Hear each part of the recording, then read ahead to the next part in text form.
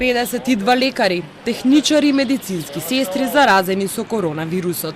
Здравствените власти смируваат дека иако ова е дури 10% од вкупниот број на заразени, има кој да работи во болниците и амбулантите во Македонија. Згрижени се пациентите од COVID-19 и оние со други здравствени проблеми. Сепак, најризични се тие што работат на инфективната клиника, каде што секој ден се хоспитализираат нови пациенти позитивни на корона. Директорката Милена Стевановиќ смирува, вели дека персоналот се држи на дистанца. Персоналот е во стабилна состојба. Изложени се на ризик, но се работи најпрофесионално. Организирано е така што се комуницира по мобилен преку Вибер апликација.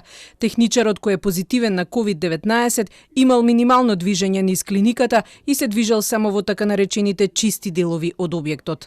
И болницата 8 септември се става на располагање во борба со пандемијата. Засега предвидено е 100 болнички кревети да бидат за пациенти позитивни на корона. А доколку има потреба, ќе се користат и останатите 500 легла. Битола пак ќе стане регионален центар за да прима пациенти од Пелагонискиот регион. Таму е планирано да се вклучат и да работат до 1000 медицински сестри и лекари. Во здравствениот дом Скопје вела дека само една докторка помага во Кумановската болница, додека другите се распределени низ поликлиниките низ главниот град.